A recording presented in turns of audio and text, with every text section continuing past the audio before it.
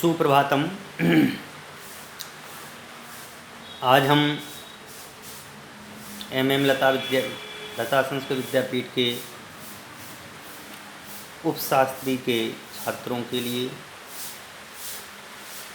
जो जैन दर्शन में आगम की जो परंपरा है, उससे आगम परंपरा का आज हम विवेचन करने वाले हैं।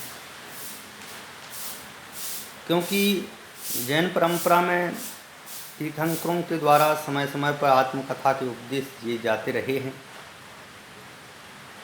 यद्यपि सभी तीर्थंकरों के उपदेशों में प्राय समानता होती है, एक रूपता होती है, इसलिए जो हमने पिछले वीडियो में कहा था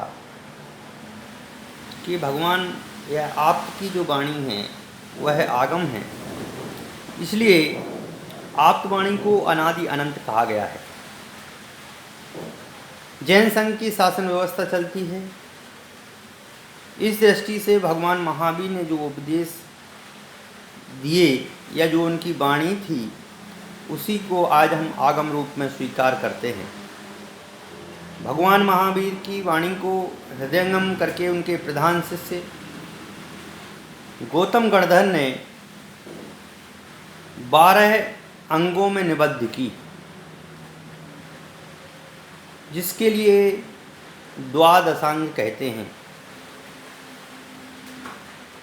उस द्वादशांग के प्रतिपादित अर्थ को गणधर को ने भगवान महावीर के मुख से सुना, इसलिए उसे श्रुत भी कहते हैं। भगवान महावीर उसके अर्थकर्ता कहलाते हैं और गौतम गणधर उसके ग्रंथ रूप लिया, इसलिए ग्रंथकर्ता कहलाते हैं। जैन परंपरा की एक मान्यता है कि तीर्थंकर केवल ज्ञान प्राप्त समाप्त होने के बाद प्रवचन देते हैं, अपने शिष्यों को उसकी वाचना देते हैं, यानी उपदेश देते हैं। उनके शिष्य प्रति शिष्य शुद्ध साहित्य को अपने शिष्यों को देते हैं। इस प्रकार तीर्थंकर भगवान महावीर के वाणी को श्रुत, आगम या शास्त्र भी कहते हैं। जिनकी वाणी में, जिनके उपदेश में जिनका विश्वास है, वह जैन है। और जिन्होंने रागद्वेष का अभाव कर लिया और अपने पांचों इंद्रियों को अपने विषय में कर लिया, उसको जिनेंद्र कहते हैं। तीर्थंकर की वाणी को आगम कहते हैं और उनके समस्त उपदेशों के जो संग्रह है उसको द्वादशांग कहते हैं।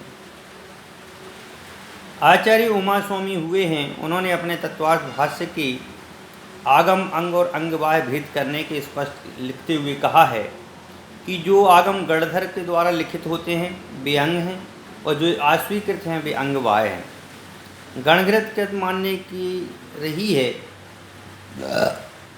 आचार्य जिनसेन अपने हरिवंश पुराण में भी उन्होंने लिखा है कि भगवान महावीर ने सर्वप्रथम 12 अंगों का अर्थ रूप में उपदेश दिया।